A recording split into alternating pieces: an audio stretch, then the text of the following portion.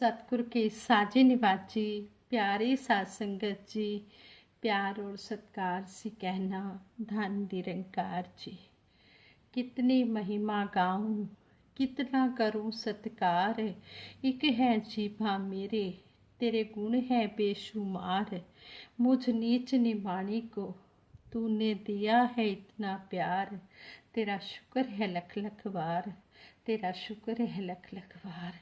सतगुरु माता जी, निरंकारी राजपिता जी, आप जी का जितना भी तह दिल से शुक्राना किया जाए उतना ही कम है। सब धरती कागज करूं, लेखनी बन सब राय, सात समुद्र की मसी करूं, गुरु गुण लिखा न जाए। गुरु के गुण तो इतने हैं कि सारी धरती को कागज भी बना दिया जाए, सारी वनस्पतियों के कलमे भी बना दी जाए, सारे समुद्रों की स्याही भी बना दी जाए, फिर भी इस दातार निरंकार का गुणगान नहीं गाया जा सकता है। तीन लोक नौ खंड में गुरु से बड़ा न कोई, करता करे न कर सके, जो गुरु करे सो होए।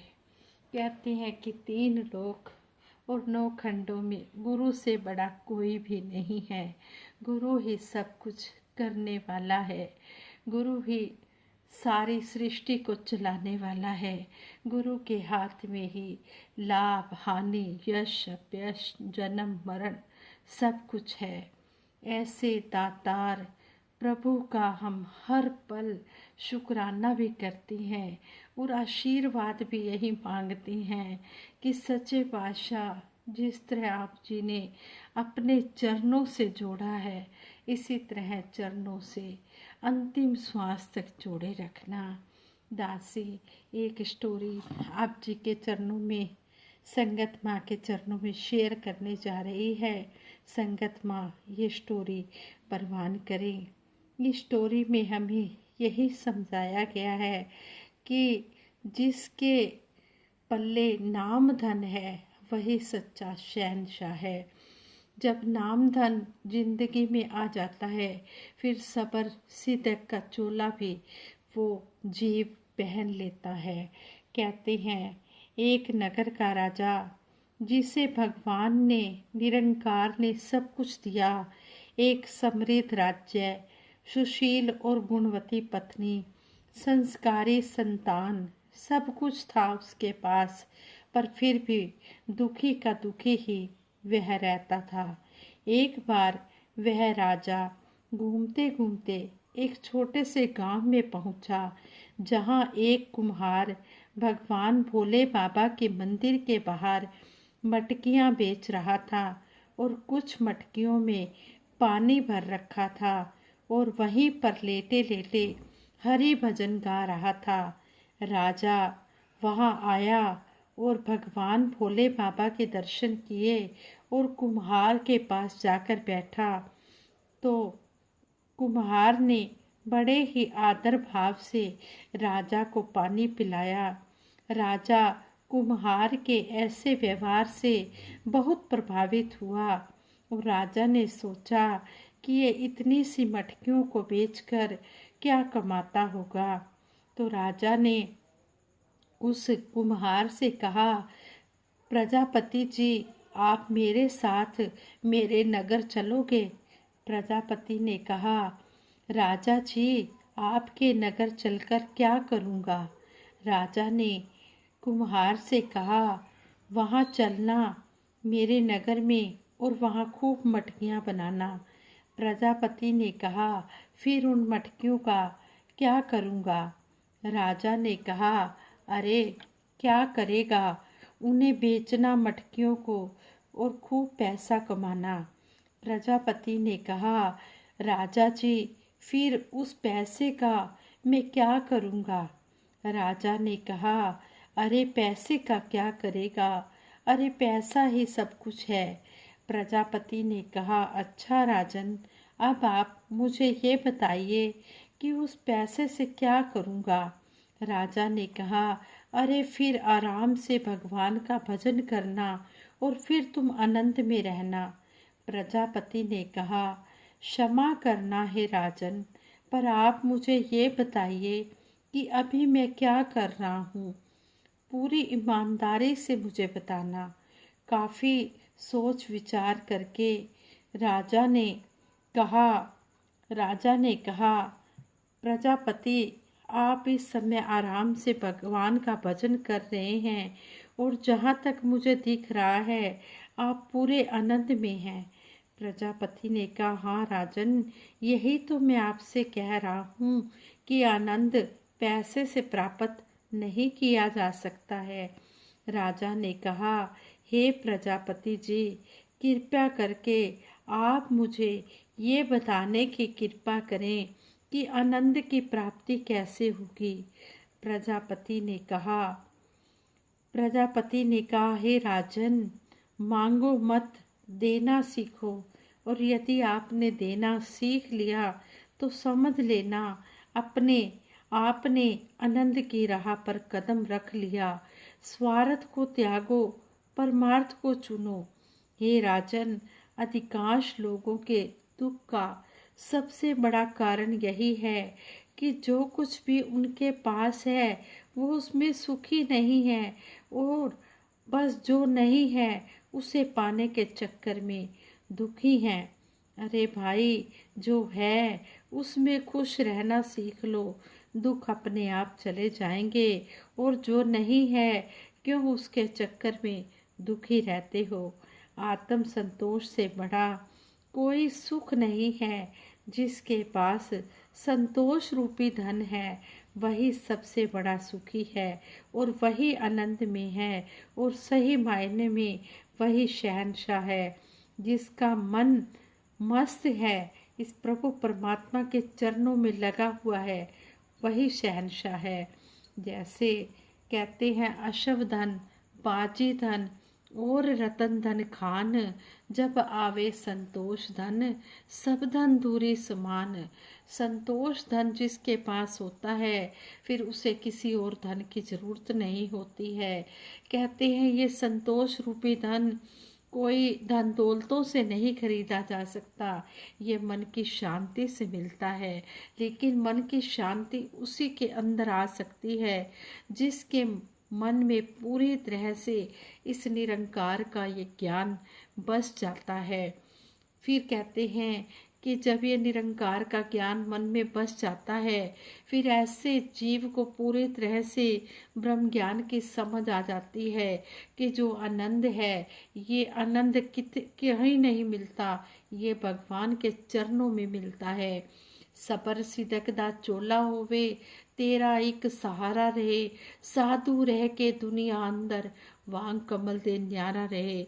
शहनशाह जी भी इस बात को स्पष्ट करते हुए समझा रहे हैं कि जिसके मन में सबर संतोष है, वही जिसने सबर संतोष का चोला पहन लिया है, सही मायनों में वही सच्चा गुरसिख है। ऐसा गुरसिख जो होता है वो धन दौलत से में लिप्त नहीं होता।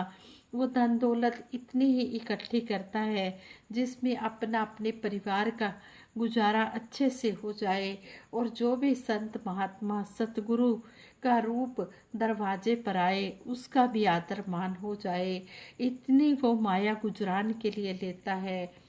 साईं इतना दीजिए जामे कुटुंब सुमाए, मैं भी भूखा ना रहूं, तेरा संत भी भूखा ना जाए। सही मायनों में जो ऐसा भगत होता है वो कमल के फूल की तरह रहता है। जिस तरह कमल का फूल जल में रहता है लेकिन जल का अपने ऊपर लेप नहीं होने देता, इसी तरह जो भगत होते हैं वो संसार में रहते जरूर हैं लेकिन वो माया में लिप्त नहीं होते, वो हर पल मायापति में ही लिप्त रहते हैं। तो यहाँ पर शहनशाह जी हमें इस शब्द की ओर इशारा करते हुए समझा रहे हैं, सबर सिदकदा चोला होवे, तेरा एक सहारा रहे, साधु रह के दुनिया अंदर, वांग कमल दे न्यारा रहे। तेरे अंदर खावे पीवे, तेरे अंदर डेरा रहे, गंगा वांगू निर्मल होवे, ना तेरा ना मेरा रहे। ना हिंदू ना मुस्लिम जाने, भेद ना सिख ईसाई दा, ऊंचा होके नीवा समझे, माण नहीं दा नाई दा। कहते हैं कि जिस तरह सतगुरु हमें समझाते हैं कि सभी मानव जो है ये परमपिता परमात्मा की संतान है। कोई इस निरंकार ने कोई जाति पाति के बंधन नहीं बनाए हैं, इसने एक ही जाति बनाई है, इंसानियत कि इंसान बन के हमने जीना है, मानव के काम आना है। तो यहाँ पर यही समझाया है, ना हिंदू ना मुस्लिम जाने भेद, ना सिख ईसाई दा, ऊंचा हो के नीवा समझे मान नहीं दानाई दा। कहते हैं कि चाहे कितना भी वो इंसान विद्वान है, कितना भी धन दौलत से भरपूर है, कितना भी उस सतगुरु का निरंकार का भजन कीर्तन सिमरन करता है, लेकिन फिर भी वो यही कहता है कि मैं तो दास हूँ। वो दासों का भी, सतगुरु के दासों का भी दास बन के रहता है। तो कहते हैं कि जो नीवा, जो नम्रता में रहता है, वही ऊंचाई की तरफ जाता है। पानी जो जो नीवा चल लेते हो तो सागर जाता है। पानी जिस तरह नीवा होकर चलता है, नीचे की तरफ चलता है, तो वो सागर पे पहुंच जाता है। इसी तरह कहते हैं जो भी जीव मन में अभिमान लाता है, वो कभी भी प्रभु परमात्मा को पा नहीं सकता है। अभिमान के कारण वो इस निरंकार से दूर हो जाता है। लेकिन जैसे जैसे इस प्रभु परमात्मा की तरफ ध्यान लगता है, इसकी तरफ अपने आप को समर्पण भाव से भगत करता है, तो कहते हैं वो ऊंचाइयों की तरफ चला जाता है। ये सतगुरु निरंकार उसकी जय जयकार करा देता है, अपने भगत की जय जयकार कराता है, अपने भगत को मान सम्मान दिलवाता है। कहते हैं कि जब सतगुरु के आगे हम झुक जाते हैं, तो फिर कितने ही हमें सतगुरु के नाम से फिर हमें पहचान जाते हैं। फिर ये हमारे जो आईडी, जो हमें निरंकारी आईडी दी गई है, फिर ये आईडी हमारी हर जगह चलती है। अगर किसी को पता होता है कि हम निरंकारी हैं, फिर कहते हैं गुरसिख नू जद गुरसिख मिलता वेख के चा चढ़ जाते ने। जब हम कहीं भी जा रहे होते हैं, हमें पता लग जाता है कि हमारा निरंकारी भाई है, निरंकारी बहन है, तो हम कैसे झुक झुक कर उसको नमस्कार करते हैं। एक दूसरे के पैरों पर हम धन निरंकार करते हैं। फिर कितने मन में खुशी चढ़ जाती है कि हमें हमारा प्यारा मिल गया है। ये किस कारण से हुआ? ये सतगुरु की पहचान के कारण हुआ। ये जो हमें सतगुरु ने आईडी दी है निरंकारी, ये निरंकारी होने का जब प्रमाण हो जाता है, मिल जाता है, तो फिर किस तरह प्यार बनता है, किस तरह कहते कि मेरे नाम से कोई ना जाने, तेरे नाम से जग पहचाने।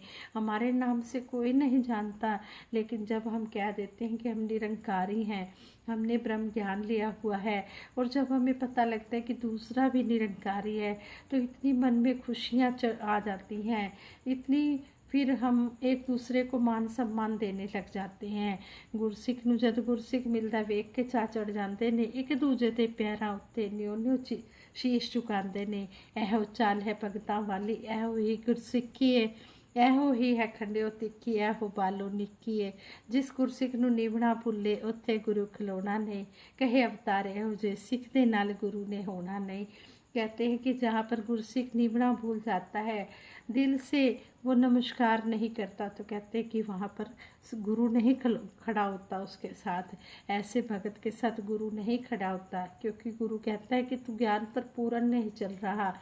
जब ज्ञान पर पूर्ण नहीं चल रहा, तो तू मेरा भगत नहीं हो सकता। तो यहाँ पर यही समझाया है, जब हमें कोई भी संत महात्मा कहीं पर भी मिल जाते हैं, तो हमारे मन में ऐसे चाव चढ़ जाता है, ऐसे खुशियाँ हमारे मन में आ जाती हैं, तो फिर सतगुरु भी खुश हो जाता है। और सतगुरु भी फिर यही कहता है कि जहाँ पर अभिमान नहीं है, वहाँ पर मैं तेरे साथ हूँ। सबर शांति ते समदृष्टि संत जना दा गहना है, संत जना दा वड्डा जेवर पाने अंदर रहना है।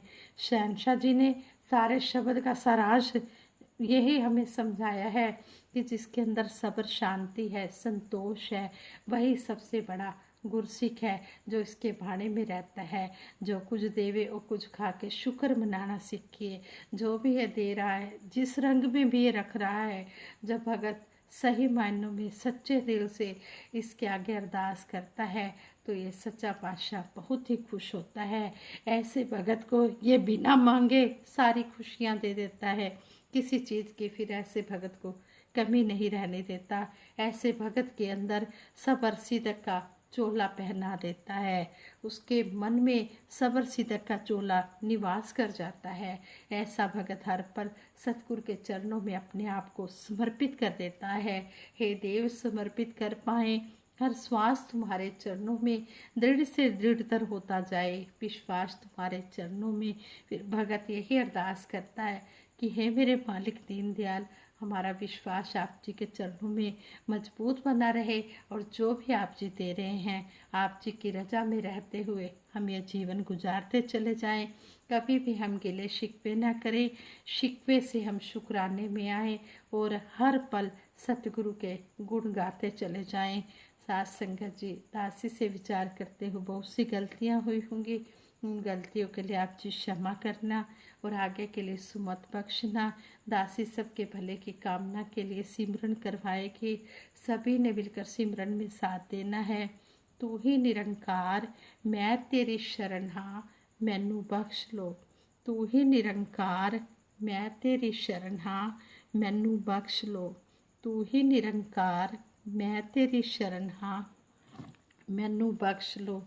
बोलिए सतगुरु माता सुदीक्षा सविंदर हरदेव जी महाराज की जय। निरंकारी राजमाता गुरुबचन अवतार की जय। साथ संगत जी प्रेम से कहना धन निरंकार।